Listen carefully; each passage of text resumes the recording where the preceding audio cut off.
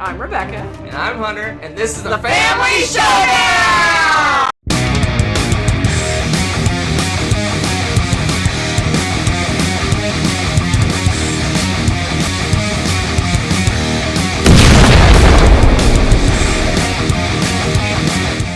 Kia ora and welcome back to our Top 100 Games of All Time 2026 edition.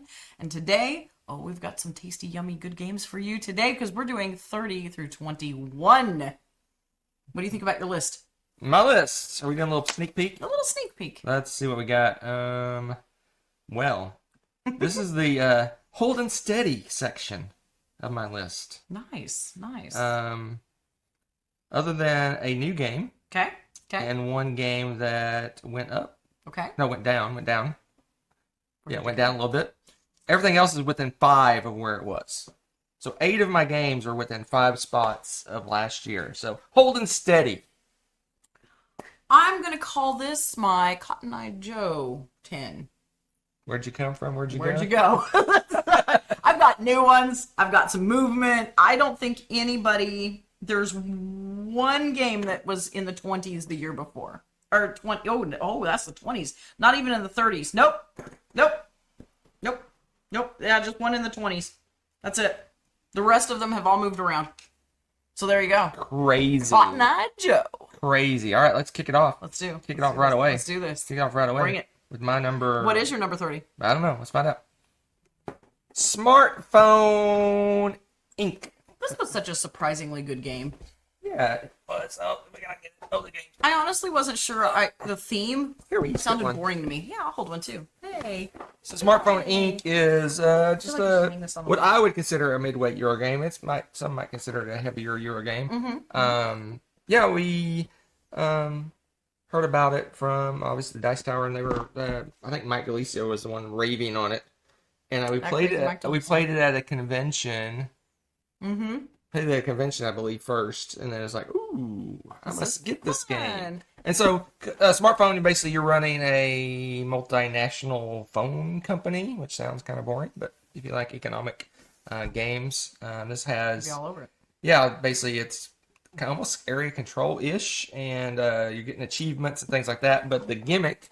I love the gimmicks. It's a gimmick and error in Let's here. see what kind of damage this box has. None. Not too bad. This is packed chock full. Yeah, there was no movement allowed in this box. That's it's got. But what I want to show you, if I can find them, these. Yeah, talking about these guys. Yeah. So you're gonna have 2 of these dudes, or more later on. No, I think you always have 2, 2, 3, 4. I don't know.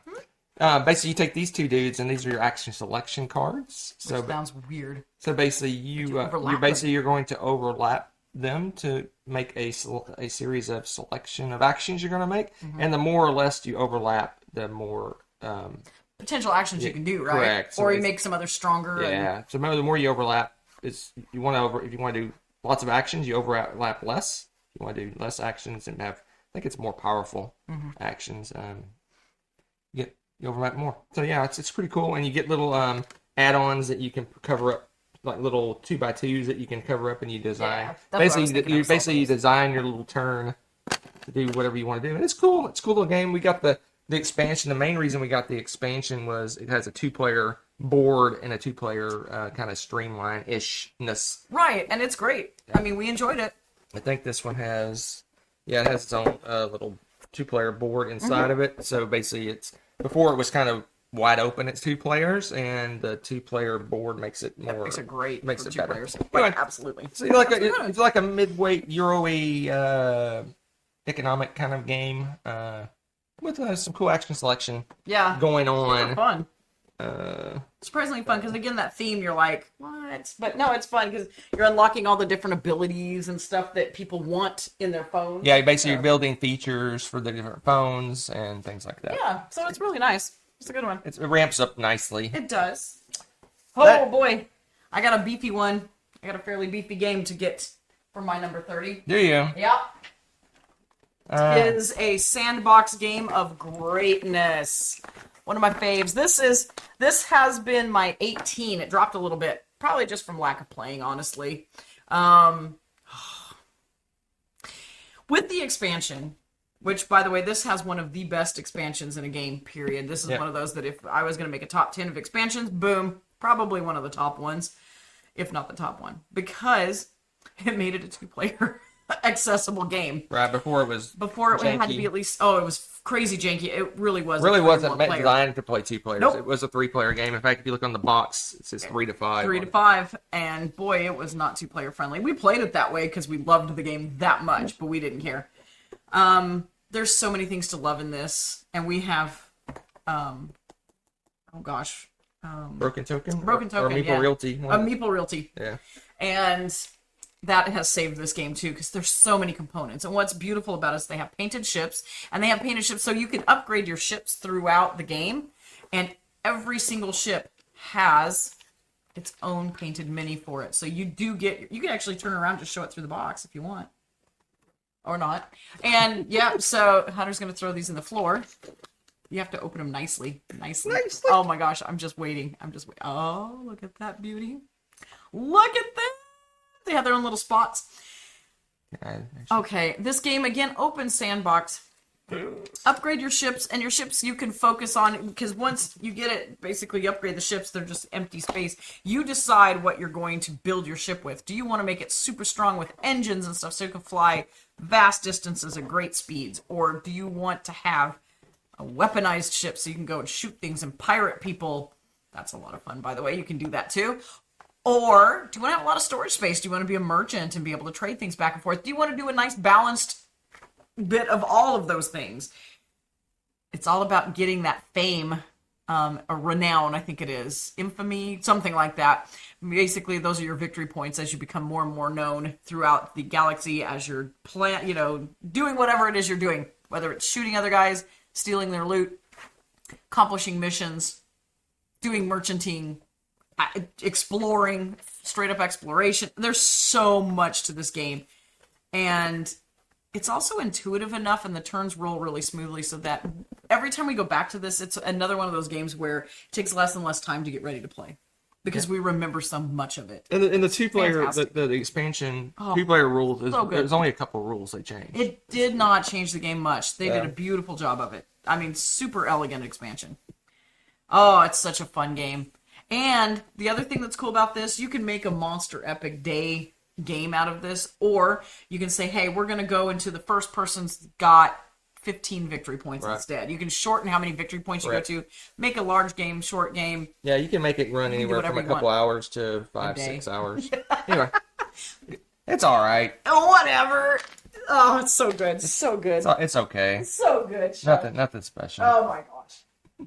We may hear about it more later. I was going to say, I think we're going to hear about that later. Not the now. I think we're going to hear about that later. My number 29, right? 29? Yes, 29. Is, let's see what it is. Unconscious Mind. So this is the new game. I mentioned there was a new game to the list. So good. This is the new game. Oh dear. Oh dear. I got it. Oh dear. Oh dear. Oh dear. Such big games. Can they make small games ever again? Look at that cover. Woo! Shimmer, shimmer, shimmer. So Unconscious Mind is what I consider a heavy Euro game. I don't usually call Euro games heavy very often. This one I'll call heavy. This is a heavy game. This is a heavy game. Got a cool action selection system to it. It's got nice, almost not card crafting, but basically layered cards. So basically, you have two artists. You have one guy that's doing kind of the real world, and you have the other person doing kind of the dream, like in your head world. And you're basically taking on patients. You're a psychologist. You're a psychologist, and you're taking patients, and you are basically curing their mental issues. And basically, when you first get the cards, it's almost like you basically draft a patient almost in a way. And then they have layers of like bad stuff on them, and that's the card layering thing. So they have layers of like dreams that are on top of them, and you work trauma. It could be like it's all the issues and stuff that they have. Right, and so basically you're taking as you go along. You're doing these actions, and you're basically curing these patients and getting points. So peeling away the layers. And so it's really cool. The art is off the charts. It may be prettiest game. If it isn't, it's way up there on the prettiest games. It's a little bit of a learn to to learn the game. But once you learn it, the game actually doesn't run that long. It's like No, it's over. it was very quick. It's over before you know it. I think when the first time we played it, probably took 2 hours. But then the second time we played it, It was like an hour or something. It was about an hour. Yeah, yeah. It was. That's crazy to me. So it's probably an hour plus 30 minutes per player or something like that. I don't know what the time It says. says 60 to 120 minutes on it. That's so, about right. It's about right. So yeah. Yeah. Oh my gosh, it's so good. So if you're looking for a heavy Euro game, we have like the crazy Kickstarter overproduced. I'm sure they made a non-crazy version, but hopefully, this game is just so cool. I'm ready to play it again. Yeah. It rocketed into my top 30, which is at this point in the game, and this point in the game, it's kind of hard to jump that high up. It doesn't happen very often. You have to be a really amazing game to do that. Yeah. And this is one of them. Yep. Can't argue with that. All right, get out of here. Oh man, so pretty, so pretty. All right, so my next one is my 29, and this one's dropped quite a bit from my number 6, and I think it's just lack of plays. Again, it's my baby. You all know I love Deception, Murder in Hong Kong. This is, without looking too long, I'm pretty sure this is my best group game, my favorite group game, because you mean like a party-ish kind of game? Yeah. This game, oh wow. So when I had my board game club in the States, this was probably one of the top games that we played in some of my classes that were on the smaller side. We could play it after finals and stuff because we'd have a little bit of time. It's just one of those things that pulled it out all the time. It plays great with groups of people. It plays great with gamers, non-gamers. I've had so many fun stories and conversations. We have the expansion that brings it up to 15 players, and oddly enough, because I've introduced it to so many new people, I haven't played the expansion all that much, and I haven't explored all of the extra players because there's different types of characters you can play in the expansion. I've hardly had a chance to touch on those, so you can just put that right back. Not, I was gonna look and see it. Oh, the cards get easily messed up in here. But they have different roles, and there's one person. And oddly enough, a lot of people like to be the it person because you're the forensic psychologist or scientist, something, and you don't talk throughout the whole game, but you're kind of guiding the conversations, trying to get them, because you're the only one that has all of the information. You know who picked their weapons, you know who's the murderer, who's the witness, who's the accomplice. There's other roles; those are the main ones, but you know who's who. The inside man. Yeah, see, there's some really the lab fun, technician. Yeah, there's some really fun roles, but I just introduce it to too many new people.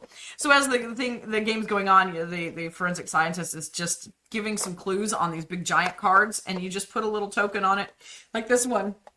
And sometimes they're useful, sometimes they're not. It just depends on what comes up. But you pull a card, and this one says location of crime.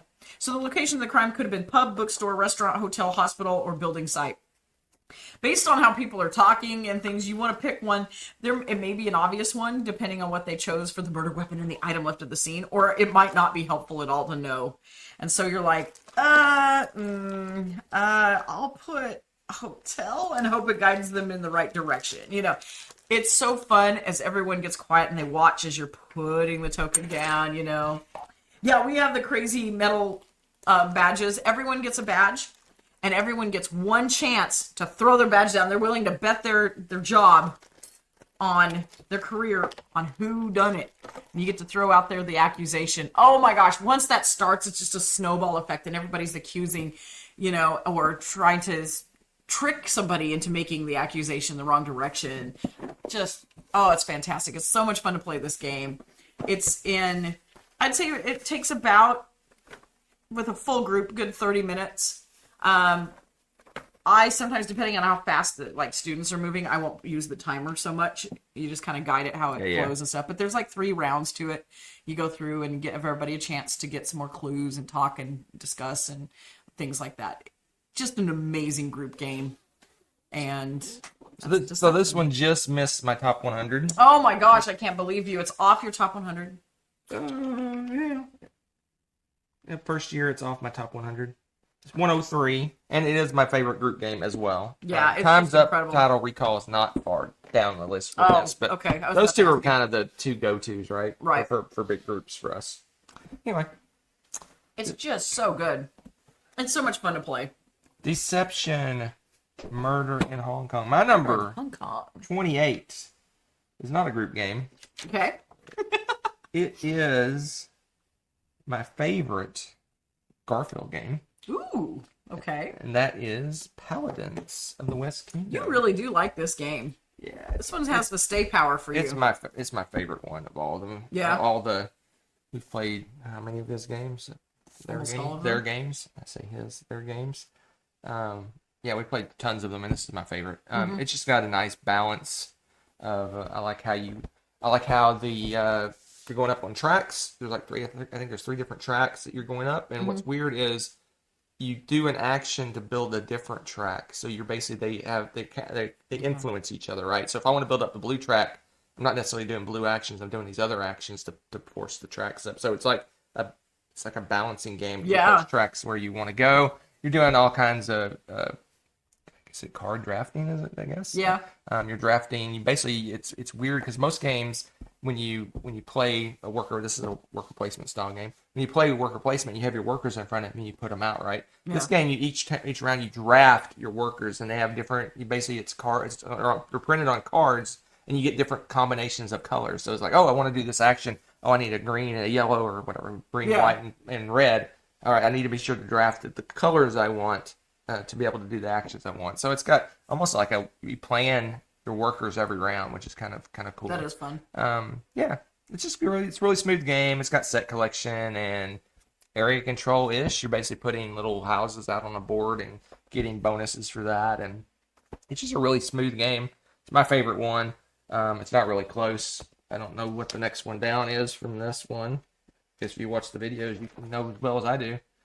I have no idea, but it's a pretty good gap between this one and the rest of the pack. Interesting. Yep, Paladins. Wow. So good. So good. Wow. So good. Interesting. Paladin. Interesting. Okay. So good. Alrighty. So my next one, we're at 28. This one's a big one. This one's another beastie. And what is it with these big games? This one didn't start out like this, but it grew. Oh dear. And grew. Oh dear. Oh my. And grew. This one's dropping for you, isn't it? Terraforming Mars, actually, it went up. It was 44. Oh, it went back it's up. Back, baby. I think part of it was the fact that it's on BGA. So if you play on Board Game Arena, it's on there, and it's a pretty good implementation of the game. And I have gotten back into it for a while. I think we got a little burnt out.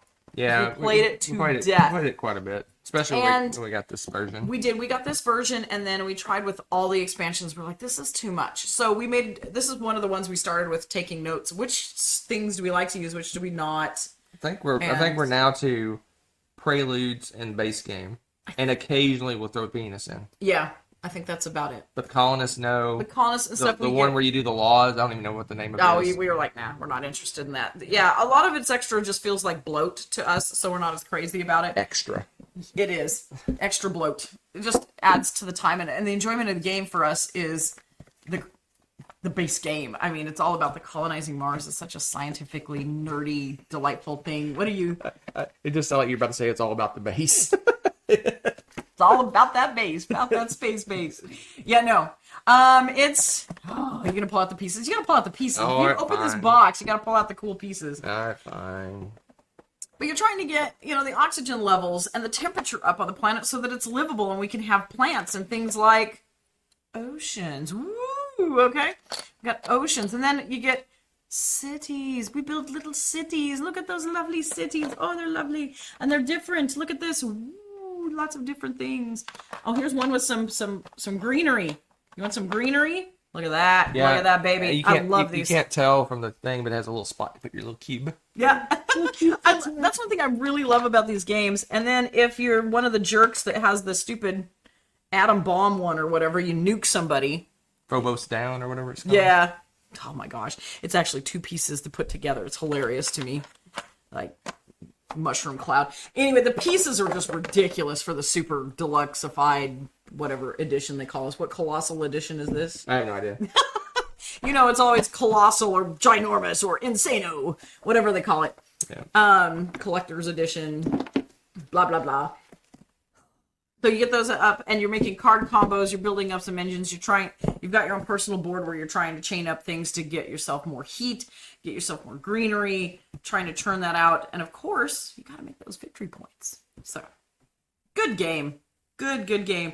We have gotten to the point though, because as you add more players, it really drags the player out. I will play with many players on BGA. I will not play a live version of this with more than three people anymore, just because it dragged it out so very much. I can put it back over here if you wish. Okay, Yes. But yeah, find a spot Terraforming for Mars, it. this is a classic for me, and it's coming back.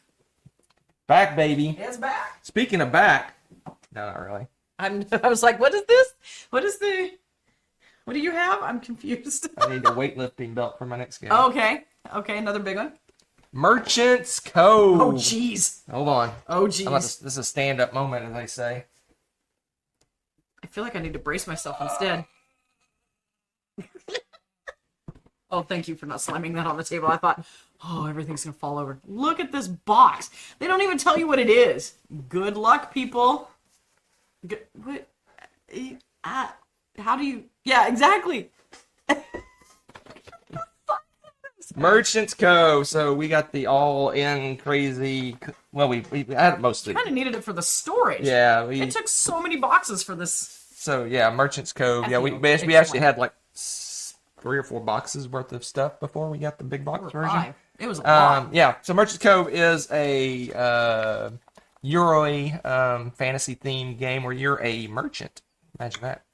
Who makes potions or things, usually it's potions, for adventurers that are coming to your town. And you basically have asymmetrical powers. So I may be playing worker placement. Rebecca could be doing a roller right, and Joe over there could be doing some potion explosion thing or whatever, right? Oh, it's so much fun. So basically, you have your own character, and you actually play the game differently, but invariably you have the same end result. You're producing goods, and your goods that you produce, you make small goods and big goods of, I want to say 4 different colors, 4 or 5 different colors, maybe 3. Yeah. 3?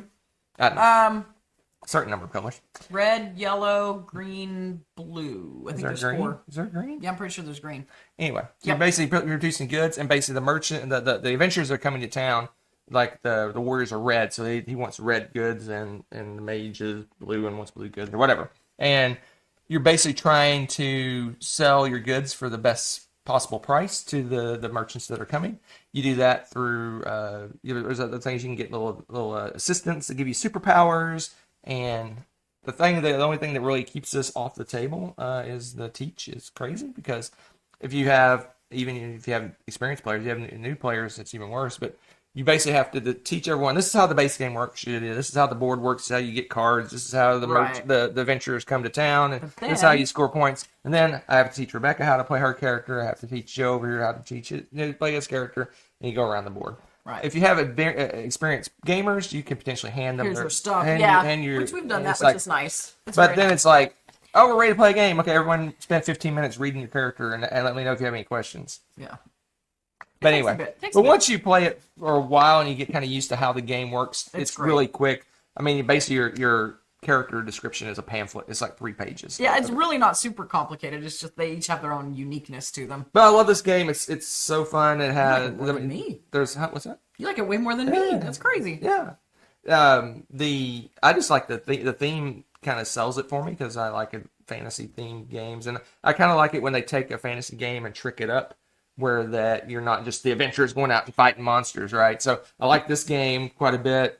There's one further up my list that tricks up the same kind of thing, where that you're not the adventurer, you're a tavern keeper or something else adjacent to. Like one of my favorite games was a Dungeon Keeper, which takes it on the head, where you're the bad guys and the good guys come in and fight you, right? So I really like it when they take the fantasy theme and you look it through from a lens from a different angle, right? Rather than being the knight with the armor and the sword. Guy. Yeah, that's fun. Anyway, Merchant's Cove, it's a good one. It's fun. It's a blast. It's a big box. It's a big box, and yeah, I'm gonna while Rebecca gets ready for the next one, I'm gonna. Nice knowing you. Oh my gosh! Now you sound like old man. That face. Oh my goodness. So, mine's significantly smaller game, but I find it interesting because I must be a bigger fan of Garfield games than you, which I find shocking as much as you talk about them. But I love me some Scholars of the South Tigris. Okay, partly this theme. I'm sure the theme has some to do with this. Is the reason. Because it's delightfully nerdy. No. It's not just the reason. There's a lot of mechanisms and stuff in the game that's kind of fun to play with. So, you're translating. What if you're repairing cars? Would you like it as much? Maybe. I don't know how you would make this repairing cars because you're translating. You're like, oh, this engine part. You need someone to come in. Take from a Volkswagen Beetle and put this in the Bugatti. No, you have someone come in and they work on the engine. Have another person come in and work on the interior of the car. You have another person. Anyway, go ahead. No. Go ahead. No. Because the whole thing is you've got these old scrolls and things that you need to translate. But there's different people with different abilities. So you may be trying to get it from China. What are some of them? It's like Chinese to, we'll say, ancient Greek or something crazy. Right. But you'd have this guy that knows ancient Greek, but he can only translate it to Arabic. And then you got to get somebody from Arabic to Chinese somehow. And so you're trying to figure a way to you got to find the chain of languages to get from the original language to the goal. And I'm sure at that point it's translated perfectly, right? Absolutely. What are you talking about? After going through, it's not like Google Translate at all. Oh my gosh. So yes, but it's fun because you're going around, you're hiring these different translators and doing stuff. Meanwhile, the board, you've got to get some of these scrolls and things, and there's just a lot of board manipulation. There's dice. See, there's dice. What? Oh yeah, the coins. Oh my gosh. Well, yeah. Obviously, you have to pay these people. You have to pay them for their work. You're not just like, you translate. And of course, the Garfield games always have nice bits. So it's got the little metal coins and we bought them separately. Did we buy these separately? Yeah. Okay, worth it. Totally worth it because you use them a lot. So if you are a tactile person, you can play around with these a lot. But it's just fun because there's a little bit of kind of like an area control thing too. You put your victory point. I always call them my little victory point things. They look like an asterisk. Yeah. And you're putting those around, and they give you perks and benefits and points throughout the game. And there's just, again, it's Garfield Magic. You've got all of this stuff going on, but at the end of the day, what you're doing is translating the pieces from one thing to another. I really like it, but it's a heavy game. It's a heavy game. And honestly, the first time we played it, it was a little bit like, I get that right. Like, some of the stuff it's tricky to pick up. This is not one that you're just going to be like, oh, I think I'm going to casually learn to play this. Not a casual game. The only thing I find tricky to learn is how the inks work. Yeah. You're doing dice. That's true. You're using dice, and maybe this thing takes an orange die to translate or whatever. The inks are weird. But you can take a yellow and a red and put them together and get an orange, or you can get a more powerful die that's already orange and use that. So it's you kind of powering up and getting better and better dice as you go along. You start out with a bunch of crappy dice. It's almost deck building in a way with your dice. You get better and better dice as you go along, and try to get rid of the crappy ones so that you get more the good ones when you draw. That's building, I guess, with dice. It's really weird. Probably part of the reason it's new to my list too is the first time we played it, I wasn't sure I liked the ink thing at all because it didn't quite. I know how to mix and match colors. That's not the issue. It wasn't like, oh, I don't know how to take yellow and red to make orange. It wasn't that part of it. It was just how to make the dice work. It felt a little weird to me at first, but it really has grown on me, and I've got to where I really, really like it. So I swore this was on my list. Am I crazy? I don't remember. Adventures is on my list, but it's Scholars on my list. So did you forget? No, I don't like this one near as much. You don't like near as much? Okay. I was just curious if it made. Okay. Oh yeah, it's right at 100. Oh, okay. There you go. Yeah, I can put it over there. I got one. Okay, but yeah, I really enjoy that game, and it's growing on me each time, obviously, because it's really high up right now. 27, it's crazy. All right, let's move on. What are we now on 26? 26. 26 is indeed Great Western Trail, New Zealand. Oh yeah. So this one killed Great Western Trail for me because I'll still play it. Of course. But this is by far my favorite way of playing Great Western Trail. There's several versions. There's an Argentina version. There's a El Paso now, I think. Yeah. There's all kinds of different versions of it. The base game of Great Western Trail. It used to be one of my top games, probably my Absolutely. top 20 maybe it was. Oh, you loved it. It was as high as 6. Really? Great Western Trail was high as 6, and this kind of, for me, in my mind, this replaced it. That's incredible. Because we don't even have Great Western Trail anymore. No, we don't. We just have this version of it. Again, I'll still play Great Western Trail. It's still it's like 114 or I don't know, somewhere in there, 118. But this one's my favorite version. It's just smoother. There's more to do. It kind of has the same feel as was it Rails to the North expansion for Great Western Trail? Yeah. Because you're going out and you're actually on a boat going to different islands of New Zealand and doing things instead of on a train going to different stations. This one has islands. And you have the heapy. And you have sheep. And basically, instead of in Great Western Trail, you just collect a set of cows and you want one of each. You want them all to be. You want to be diverse, right? And then you sell them. This one has. I can take my sheep and I can send them to market and do it that way. But in this game, you also can do shearing. You can keep the sheep and not sell them. You shear them and you get basically the wool, and you can go that route. So you can power up how good you are at shearing. Just like there's engineer and a craftsman and a cowboy. This one has a sheep shearer guy. So it's just fun. I enjoy it more, and obviously we're in New Zealand now, and so the theme is even more special now. Theme hits home. Gross. Hits home. I like that. As they say. I like it. All right, Great Western Trail. I don't really have much more to say. If you like Great Western Trail, you should try this one out because it's really good. It is. It's really good. Love it. Great Western Trail. Good pick. New Zealand. I like it. My number 26 is a classic in my book. It's dropped a little bit from 15, but it's probably about where it belongs. And that is My Friend and Yours, Gutenberg. Oh, man. You can't get over this game. I love this game. Okay. It's got a really cool board that kind of reminds me of, what's that game we just played? Pillars of the Earth.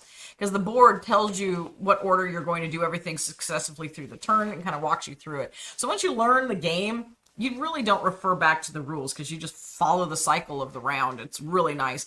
But what you're doing is you're trying to print things, and if you do those, it's contract fulfillment. So you got to get different types of inks, and you got to get your font together, and you got to get these certain specialists and people to do stuff, and this and that and everything. So you're buying, and it's worker placement. So you do have to beat people to the draw for that. And it's limited each round. There's only certain things that come out. So you want to do your best to try to build up a nice engine, but also get the components that you need to fulfill these contracts. The player boards are really fun. You've also got these tracks to go on for different things. So you get tracks. You've got your font, you've got your tools, you've got your paint or inks, and you've got what material you're writing on. And so that they're not magnetic. But you also get some little perks in the game. These little gears. I love this. I love this game so much. And they have different benefits, and you can swap these out as you go. But every time you use one, whoop, you turn it to the next one, and that's going to be your perk for the next round. So these are the perks that I'll have for the next round. And you're looking at those. That's what you get to use, and those are your options. And then you can choose to, some of them after a while, they'll have a blank spot and they'll wear out or whatever. Or you can just keep cycling through them. It's just a choice. But each round, there's a chance for you to go and bid. But the thing is, you also are, it's kind of a gamble of bidding where you want to go. Are you going to be the first person to get to choose at that spot? There's a bit of, you okay? Big tugging around trying to fight and see who's going to be the first one to place their meeple there and get those benefits. But it's great because you can get quite a good engine going. Like with these gears, for example, you notice a lot of those had color on them, little ink drops. They give you extra ink. So maybe I don't have to fight that round to go get ink on the board. I just get them off of my special gears and stuff like that. It's really fun. Such a smooth game. It plays quickly. This is a hour game? If that. Yeah. 10 seconds. No, it's not that quick. It's an hour. But yeah, it does not take long to play 2-player. It's really fun with 2-player or more players. This is one I play at any player count. It's alright. Magical. So this one's not in my top 100, but it just missed. It's in the 130 somewhere. Okay, that's 131. Okay, I was gonna say because you love that game too. I enjoy it. It's alright. It's alright. Interesting. Let's move on. Love that game. I'm at 25. Okay, tell us about your 25. Bum ba ba. Let's see what it is.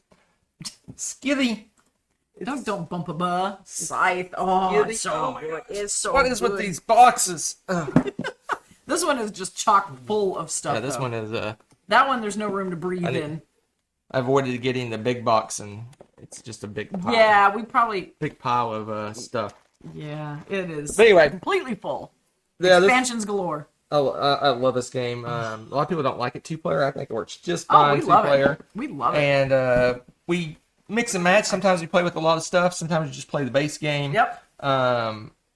We got it, pretty much everything for it. I don't think we have like the metal mix, and I think there was a story pack that we don't have. Oh, really? It's like player-made story pack, I think, maybe. I don't know. Okay. Anyway, I love this game. It's area control. It reminds me of a first-person, a real-time strategy game where you start out and you're like in your little base. You send little workers out and they start harvesting stuff, and you send like guys out to protect them, and you expand out, and eventually you start fighting. Oh, it's so good. It has an achievement system, basically, where you're trying to achieve certain goals, and you have a popularity thing, so you can move that up and down. You can do nice things and be kind to people and move up the popularity track. It's almost like a multiplier for your score. Oh, it's or so you can good. or you can do bad things and get like great resources and all kinds of cool stuff. Yeah. But you'll move down the popularity track. Right. Oh, there it is, 83. I knew I had This it. one, there's fighting. Sometimes you don't fight as much. It just depends on how the game flows and what's going on. Well, yeah, because you don't have to get all of the achievements. You just have to get a certain amount of achievements. Right. And so that's fun too. And some of them are fighting based. Most of them are just have a certain number of resources and stuff like that. It has a player board where you upgrade your powers. So basically, your actions that you're selecting are weak at first, but over time you can make them more. You can be like, I really want to get in, increase my movement, so I'll concentrate on getting those upgraded and things like that. So, just a really solid game. But if you don't like attacky, it's probably not for you. But I love it. Skitty. Good one. That's a good pick. Oh my gosh, I like that pick. It's so heavy. Oh, and we broke Hunter. Okay. My next one, I think you've mentioned this one before. It's gone up. Did I? This is the one that's gone up from 27 to 25, so it's just settling in. And that is the beast that is Marrakesh. And Marrakesh, this, I'm going to be real honest here. This one and Trajan are probably going to fight it out at some point. Yeah. I feel it because I really love Trajan. And I really love Marrakesh. And both of them have this regional thing going on the border. There's all these different regions, and they have unique little mini game things going on. And Marrakesh is very colorful. Now, Trajan's got the benefit of it's got the like Roman Empire thing going on. But look at this board. You know, you've got all these different things going on, and like some of them is just a simple area control, but some of them open and unlock other things for you, so you're starting to get other little bits. And here you're going along a little waterway, and you want to get as many. Again, it's all about having the most in these regions compared to somebody else and stuff too. So they scored separately, but they give you different things, and they do slightly different things as well. So you want to build a really good engine around that. You may not, be the top player in all of these things. It's just sometimes doesn't happen that way. Why do we have? I think we needed. I think we had an issue with pouring the. We did. If you drop them in, it does something weird. So we actually do a pouring motion So we actually added a little cheap little shot glass in here. I forgot about that. That's what what is that doing? It has a. Yes. You would say a cube tower, but it's a cylinder tower. Yeah, it's definitely not a cube. And yeah, you have to pour it because if you don't pour it in, if you do a droppy thing, they just go straight through. But we notice if you slowly pour them, it does. It works better. But anyway, so I completely forgot about that. I was like, what? Oh yeah, that's hilarious. Yeah, we need to play that again. But again, it's slowly just kind of moving up the list a little bit. Trajan Killer. Not yet. For me, it was. Spoiler alert. Ish. But it might get there. I really like it. Feld's heavy. This is a heavy game. One of those heaviest games. Yeah. Until the most recent one. Yes. That's probably the heaviest. True. But this one is quite heavy. So if you enjoy the heavy games, and on top of it, you enjoy Feld, because again, point salady goodness. Oh, man. Really good. Really enjoy Marrakesh. That's probably out of this city collection release. It's my I'm favorite. gonna make the judgment that it's my favorite. I'm pretty sure it is. My favorite as well. Without even This looking. this was pretty sure it 39. is. I mentioned it last time. That's Yeah. why it was kind of fresh on your mind. Yeah. So good. American. So good. All right, let's move on. All right, let's move 24. Okay. We're getting up the list. We are. We're flying. This is exciting. Let's see what we got. I'm It's excited. got to be a good one at this point, right? it is. I probably like course this it is. one. I would hope so. Empires of the Void 2. This was one of my in our recent want to play list. I think Yes. this was pretty high up if I recall Yeah. correctly. For One of both ours. of us. I think it was for both of us, wasn't it? Probably. I don't remember. But yeah, If not, Empires it of the is now. Void. This is Red Raven game Ryan Lockett's 4X entry into the 4X world. It's just a solid little game. What It's I so like good. about this one, it plays super fast. If I recall, like it's like an hour game. I'm thinking it's an hour. Does it tell me somewhere it's an hour game? No, it doesn't tell me. But I remember this being super fast. Yeah. For 2 players anyway. Yep, 30 minutes per player is what it says. And Nice. and And it's surprisingly fast. yeah, Like, and for all you're doing. yeah, you get a 4X feel at 2 players in an hour and a half, Which probably. is crazy. You wouldn't think that's possible. but And it is. it has the reason it flies along is because you have almost simultaneous turns. So basically, there's an action selection, you have this big clunky giant action selection cylinder thing. Let's see if I can find it. It's hilarious. Where is it? It's in here somewhere. Where is it? Where are you? Oh no, I don't know where you are. Oh, here it is. So you got. I'm not gonna take it out, but there's a big giant. Yeah, I guess I'll take it. You got to take it out. I'm like, all I see are dice. Big giant action selection like cylinder Power, thing. yeah. And basically what it is you basically select the action. The other person has a choice to follow the action. So you're basically taking they get like a lesser version of the same action. It's if you play Twilight Imperium, it's very similar to Twilight A Imperium. lot of games do that anymore, and I really like that. So basically you're not taking this big massive a lot of the 4X games, one person takes this big, massive, long turn, and then the next person takes a big, massive. And you're just sitting here, you're like watching a TV show or something, I'm glad they're making that better. waiting for your turn to come around. Right. And this one, you're really interested in what everyone's doing, where they're going, what action they're taking. Are you going to follow it or not? It's cool. You go to different planets. You can make alliances with the alien races, and they all have little superpowers that you can potentially get if you make alliances with them. And it's just it's got attacky bits, but it just seems like that's almost an afterthought for this game. It's really an exploration, making decisions on what to build, where to go, and how to do things. But yeah, it's a 4X game. There's fighty bits. Yeah, it's a good one. I love this game. I want to play it. It's like I said, it's one of my games I most want to play right now because this one's been a minute since we played this one. It's true. It's been a while. It's very true. Been a while. It's been a little bit. Yeah. Anyway, Empires of the Void 2. Good one. That's a good one. Oh my gosh. Okay, my number 24 is new. No. It is new. And once again, it proof positive that I apparently love the Garfield games more than Hunter. Man, this leaped up my list. And you know why? To quote a person named Hunter, it's Resource Management the game. It is Resource Management And game. it has, I can just show you the back. See this row? Don't move, don't move. See that row? That's all different resources. It's insane. Yes, that box, there's nothing in it but resources. That's it. That's the game. I'm just kidding. But it feels that way, and it's getting bits and changing into bits and doing things with bits. But it's also using the Garfield mechanisms, and I really like the way Garfield games work. From Paladins all the way up, I really enjoy the different games and the way they've tweaked. Okay, well, we're going to do worker placement. We're going to change it a little bit, how they work. You can throw guys in jail and stuff. And now you got these. And the little bit, this is also a plus, because you know me and I love my little bits and stuff. Look, we got little bunny-shaped resources and little fish, little crossed skull, little bones. We've got little pieces of wood, little deer. We've got cows. We've got boring rocks. We've got sheep. We've got, it looks like white bombs, but I think they're fruit. It's just, it's great. And you're taking all of these, but you're getting certain combos to do things of them. Getting bits and trading bits for more bits. Like I said, that kind of sums up the game. It's not all about the bits. There's some cards, of course, because I think Garfield always has some kind of card thing going on in their games too, which I absolutely adore. But man, it plays really smoothly. It's really fun, and it's almost quick enough now that I want to just turn around and play it again.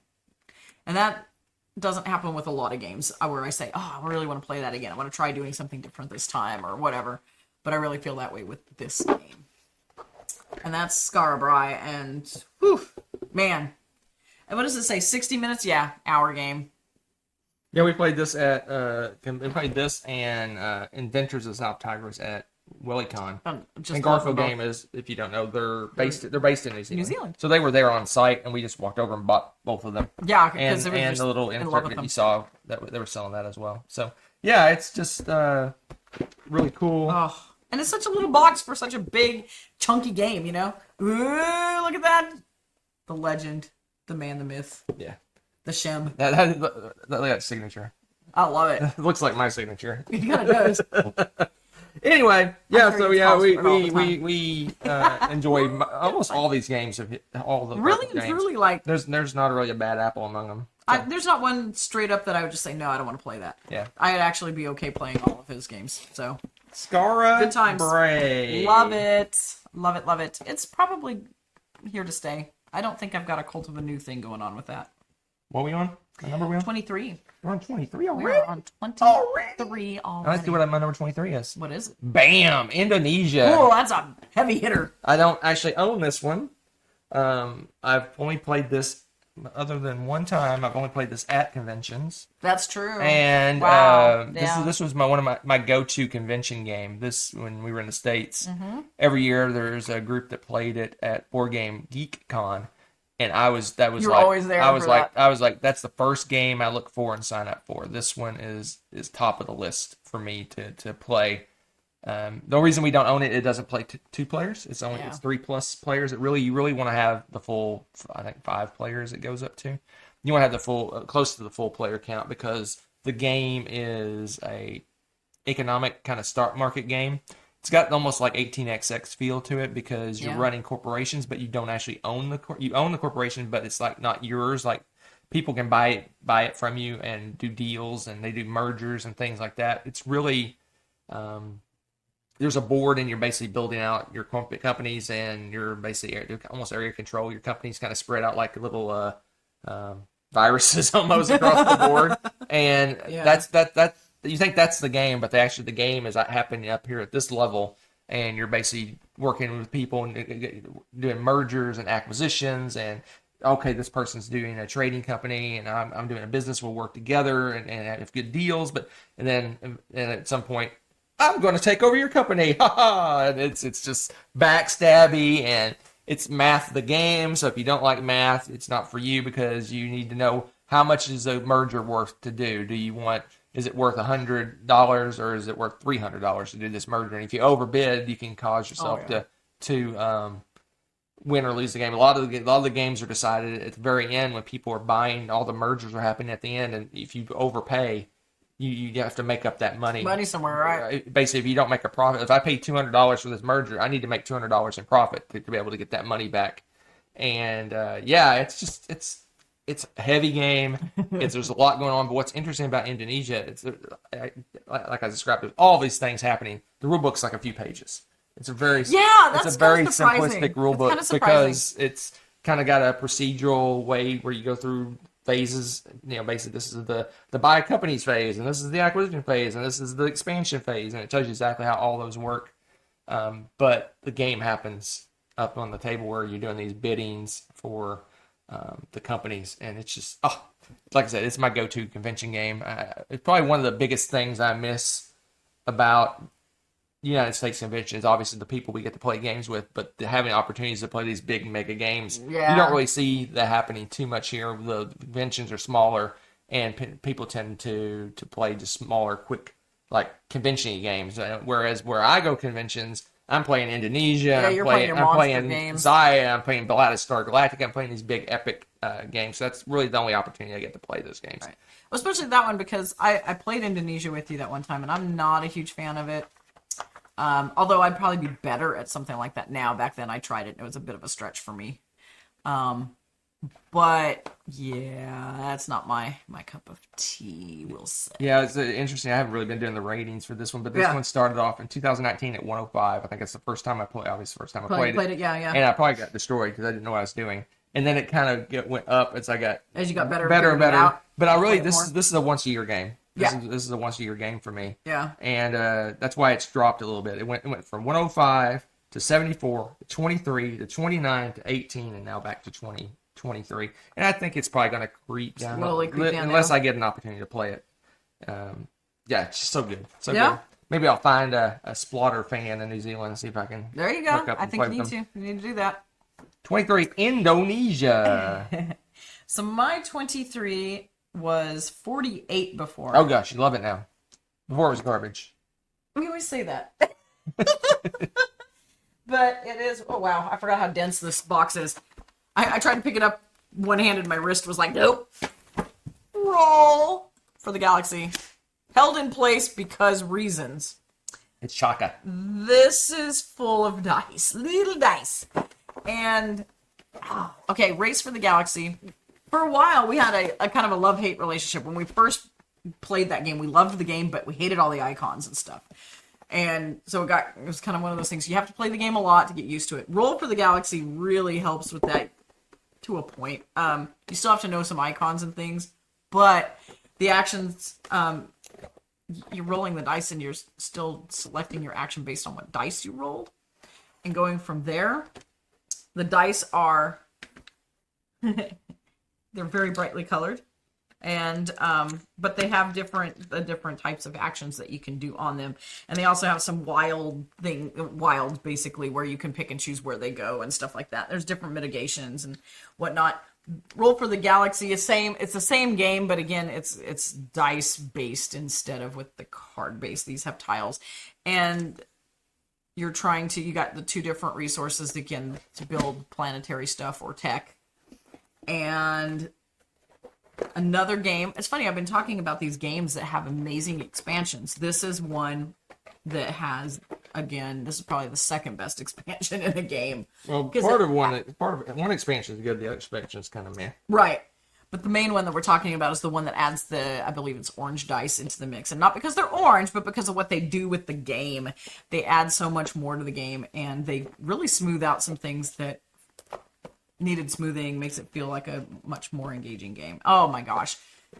It's dice rolling fun, Race for the Galaxy fun, so you still get that feel, but you're playing it slightly different way. I don't know what they did right with that, because a lot of times, you say variations on a theme, you're like, oh, I'm not sick of it. Love this game. Love it. I like it better than Race for the Galaxy right now, obviously, because I've already talked about that one. And yeah, it's not likely to go anywhere anytime soon. I just love the way it plays. Super fun game. And I don't remember, this one's 45 minutes. That's the other thing. It plays, well, Race for the Galaxy can go quickly too. Race for the Galaxy is super fast. That's like a 30-minute game. Yeah. So, I mean, this one is also pretty speedy, enjoyable. I can't find it. It's not. I don't think it's in my top 100. It may not be, because Race is at 143, but which one do you like better? I think I like Race better now. Really? See, we've done that. We've flipped back and forth on which one we like more, and it's just changes over time. Where are you, Roll for Galaxy? I don't see you. Yeah, interesting. You're back to Race again. That's funny. I think it's because it's quicker. This one's got more. It's kind of a little harder to get to the table. A little more going on. A little more a little harder to learn. Race not much. No, Race is super quick and easy though. Well, it is now. It's a freaking deck of cards. We got tired of the iconography stuff that everybody, what does this symbol? What's the hollowed out planet with the blue ring? And what's all of that stuff? You're like, that has all those symbols too. Yeah. It does. It's true.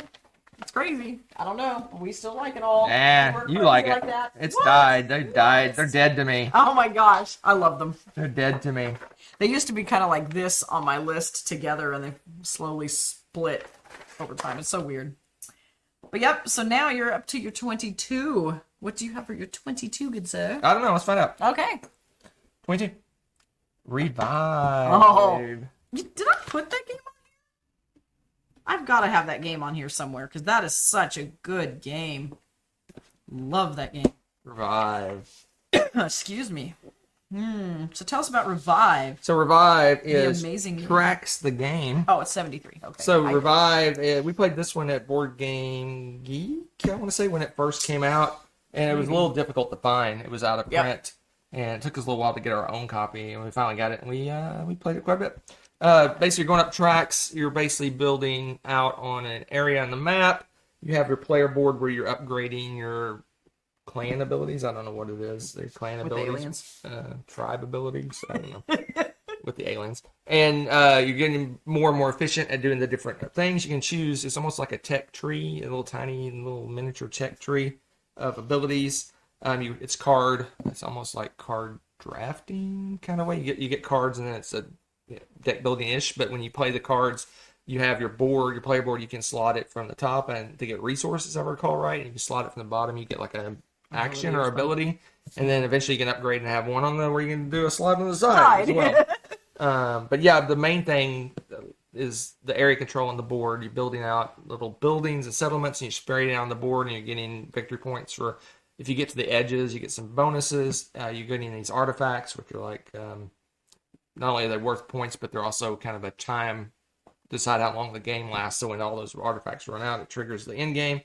And you're moving up on all these tracks, and you're getting bonuses, and there's some tracks that combine. So basically, to get this bonus, you have to get on the yellow track and the green track have to get to the same point to get the same bonus. So I guess I can show you the little board to put. No, I can't. It's at the very bottom. Oh, no, I think I could get one out. Maybe. Player board. Maybe. Yeah.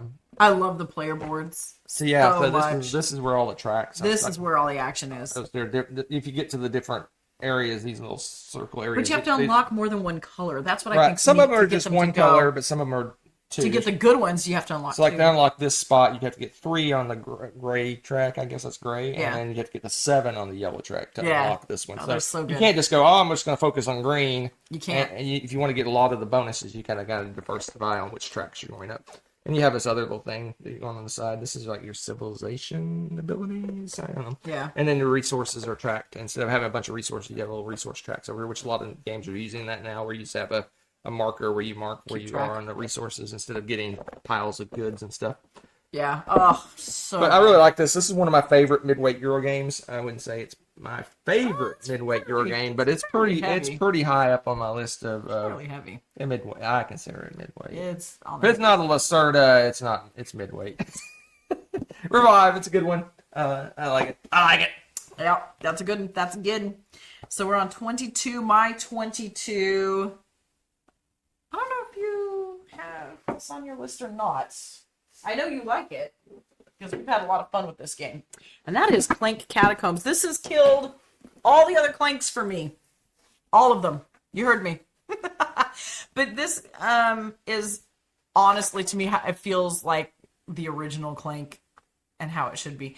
Originally, with Clank, you'd go down and you'd try to get a bunch of goodies and run back up before you wake up the dragon. With Catacombs, you are actually exploring as you go because you're building the board as you go, which I think is part of the fun. Because you play Clank a lot of times, the paths are really familiar. It gets very samey. This is a different game every time we play it. You never know what you're going to come across and win. You never know when you're going to find the treasure, which that's kind of how I feel like the heart and soul of this game is all about, is like exploring and not knowing what you're going to get. And then you've got the extra press your luck of, okay, this was a pretty cool treasure I found. Do I just take off and run back now? Or do I keep going in the hope of getting more? Can you even get your way back? Because, yeah, as Hunter is hinting, there's also things in the game that take the board that Hunter just laid out and goes, whoop, and all of a sudden you're like, my path is gone. Yeah. And so it's just, it's great. It's just so much fun. Or the path there is so far, you're like, maybe I can find a shortcut. Shortcuts. And so you wander around looking for that because there are those too. Oh, it's so good. And it's still everything else that Clank is about. It's the deck builder, and you don't want to make a lot of noise. So you have cards that have really amazing benefits, but they have Clank on them. And you're going to make a lot of noise, or you might have a so-so card, but it's quiet, and so you can sneak. Oh, so much fun. I love exploring as you go. It's making me want to play again, too. No, this is my 62, so a little, a little further down the list. Yeah, it's just so much fun. Yeah, this has pretty much killed the other Clanks. Yeah, it really has. We don't have any other Clank. This is the only one we have now. It is the captain now. Anything else? No. All right. Yeah, fine. Let's move on to the last one for this time. Oh my gosh, we're already down to 21. Oh, I'm so excited. And this is a stand-up moment. Is it? Because you know what happens when it's a stand-up moment? It's going to be a monster of a box. I can't wait. Oh, it's that one? Oh, dear. I think this is the biggest one that you've had today. Merchant's Cove's bigger than this. Is it? Oh, but not as heavy. I don't know. That's iffy. Maybe taller. The Infinity Box! Work out the game. So, Anachrony, so good. So this is another, probably about the same weight as Revive that I just talked about. It's heavy. It's a mid to heavy-ish. It's not heavy. It's heavy. This is a worker placement game. Way overproduced, but we love it anyway. The overproduction is what helps. So basically, you're going out. It's a kind of, I guess, a post-apocalyptic area. Yeah. And you have your little base, which is your player board. You have actions you can do there. You can add more actions as time goes by. You can do stuff there, but the main actions, the big important actions, are in the city. And the city there's like a radiation zone that you have to cross to get there. So you have to load up into a mech suit and mech your way over to the city. So there's a whole balancing act of how many mechs do I want to allocate for this turn? How many am I going to use? Right. What workers do I have? You have specialized workers. You have like wild, I guess, scientists. Yep. One of them is wild, and different workers for use for certain actions are more powerful. So much going on. You have. But it's also a race on top of that. Yeah, because there's a The comet. sun's going to explode. No, there's a comet. Oh, is that a comet? Yeah, that's right. Comet's going to hit The the big Earth. comet's going to crash into the planet That's at what it some is. point. So you got to build up. You have like basically a escape plan. To quote a different game. Basically, have a plan. This stuff you have to collect to get off the planet, and there's almost Gotta have your rocket you got to do ready. all this other stuff. Gotta You build your also got to rocket. build up your resources to be able to take off before the comet crashes. Because if you're still on the planet, you dead. You lose. But the gimmick in this game is the time. There's time travel. So basically, what you do is you send a little message to the future and goes, "Oh man, I really need a uranium right now. If I had a uranium right now, I could do this cool thing." And then it just appears because your future you has sent it back to past you and go, "Hey, I got a uranium. Yes." Yeah. The problem is if you don't have a uranium to give at that point where you send it back in time, you cause the paradox because how could you possibly send a uranium back if you didn't have an uranium to send back at that time? It causes these paradoxes and all this other stuff. That's the name of Anachrony. Yep. Just such a good game. I'm not going to dig too deep into the box, but we have mechs and all kinds of stuff in here. We love it. We play with almost everything. I think the only thing we don't play with is the Doomsday Track, which is just kind of a punitive thing that you don't really need to play. Punitive. What? You're back. Punitive. Punitive. Anyway, yeah, I love this game. It's so good. It's always been hovering around this spot on my list. That's true. Let's see what we got here. It's been as high as 8. So it's wow. Yeah. 8, 8, 9, 11, 18, 19, and now 21. So it's holding strong. Wow. Like I said, this is the list of people staying in the same spots. Anachrony dropped 2, Revive dropped 1, and Indonesia dropped 5. Empire Void dropped 1. Jeez. Scythe dropped 5. Yeah. Great Western Trail, New Zealand went up 2. Merchant's Codes dropped 3. Paladins went up 4. Wow. And Smartphone went up 15. Yeah, Anachrony for me just hovers around the 50s and 40s. Yeah. Consistently. All my games this time around hung around in the same spot pretty much. Yep. Love it. This one, we haven't played this one in a little while, I would think. I think with Rebecca, these big boxes just turn Rebecca away from the gaming. Which is sad because I don't think it actually is easier. It's intimidated because there's player sets. I go, here's your player thing. It's so nice. And everything's right there ready to go. Where before, I guess because when they first started doing big boxes, that wasn't the case. It wasn't so easy to just do that. But that game took about 5 hours to sort into that box. That was a day project for sure. All right, what's your last one? Last one for this time. Last one is not least, and it's one that Hunter's talked about already, so I won't belabor it too much. It is the beautiful unconscious mind. I don't know what it is about these games with the combination of the amazing art and just blending the theme with that. I think they did a fantastic job merging that, because you really are going through and helping people through the process of healing. And I love the way that they did that with putting these layered cards. And as you're working through the issues, you're just pulling a layer at a time, which, that's kind of like real life. It's not you're healed now. It doesn't work that way. It's a process. And sometimes things can happen and stuff gets put back on. There's layers that come back or whatnot. And I mean, it's much more cyclical and real. And I like the way they really, touched on the themes that way and made it true to life. Plus the pieces that Hunter can't get to because there's lids and things and stuff going on here. Trying to get to the cards. Oh my gosh, they're just incredible. Oh, here we go. It's in this. But again, you got individual player trays and things with stuff and bits and. We'll get there eventually. Yeah, I was gonna say. Here's some bits that I love to play with. So you got your individual little peoples. You got little people here. That one blends in. Shouldn't pick the one that's the same color as the. You got your there's your guy. They don't want to stand up straight on this. It's not perfectly flat. So you got little people, and you got. I don't remember what were these. Why do we have the medicines for? What were these for? I think Alfred. They have names on them too. I think they're action selection. Maybe. Oh, maybe that's what it was. But yeah, just amazing little little bits layers. and bobs, as they say. Yeah, here's the layered cards. So, okay, you got a person, and they're having a crazy dream thing going on here.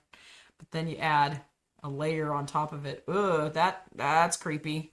Okay, it's like Rorschach tests and things on top of it, and then we got another. Oh my gosh, this person's needs help. Okay, we're gonna get them to the doctor. Yeah. So yeah, it's a really pretty incredible how they look. It's kind of hard to see on camera. I hope you were able to see at least a little bit of them, and they're really incredible. All of the pieces. This is again super mega crazy deluxeified. Oh, this goes on top. Not yet. Yeah, it does. I gotta put this first. Okay. You do. I have to put this first. Okay. You just gonna sit here and watch me pack it up? I am, because. Where's the? No, it's these. It's these guys. Little guy. Oh my gosh! Did you show off the player mat? Actually, the player mats are beautiful. Yep. Look at that. Look at that. And you see where you're putting all your cards and stuff. And yeah, it's stupidly beautiful. Do you want me to help you with some of this? No, just keep talking. Oh, okay. Why are you helping me with it? Trying to think of what else to add to this, because you already said a lot of things about it. It is definitely a super heavy game. There's quite a bit of time invested in going through and the ins and outs and working it. There's a lot of bits and moving parts to this game.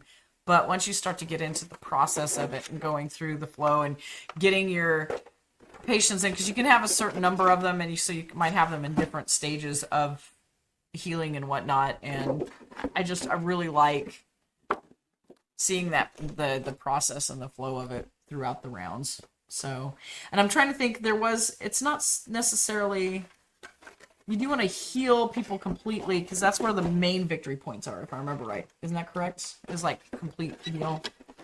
So, anyways, but yeah, and it's a looker. It's just beautiful to look at, so kind of lets you immerse yourself into the game a bit. What's the time on it? I have no idea. An hour and a half, maybe? Is that all? Nope, 60 minutes for 2 players. Really? Yeah. Oh, it doesn't feel like... It's another one of those games that just feels like you're playing for 2 or more hours because of the amount of things that you do, but it does move quickly. Your first play, obviously not, but it's a good game. Got everything? Getting there. Keep talking. They only let you put 1 in there? That's just weird. Yeah, I don't know. This goes like this. Oh my gosh, there's so much here. I can help. I can help, We don't have to pack it now. We can pack it I know that's after. true. That's true. This is the last one. But yeah, that's my 21. It's new. That tells you something too. It's new to my list. It's only likely to stay there or go up even, because it's just so... Here, I'll block him off. I mean, it's just... And look, even inside the box lid, they put art. Every little detail in this game is just amazing to me. Yeah, it's not even a little bit of art. It's a full box cover. It's kind of creepy to look at, actually. Woo. But yeah, so good. 21. That's it, folks, for this time I around. want to play it right now. I really want to play that game. Let's take a look. Let's take a gander at the next 10. Talking 20 to 11. This is crazy. I have 2 new games. I have even more new games. Do you? Yeah, that doesn't happen very often. So I wonder if it's because of the gap in time, or it's just these games are just that good and they're gonna stay there. Also, it has a rarity. Ooh, what's this rarity? One that stayed in the same place. It's my Really? first game on my list that stayed in the same place. I don't know if I have any that stayed in the same place. I don't have any. That's crazy. So well done. This will be interesting. So we'll be seeing you soon. 20 to 11. Bye. Bye.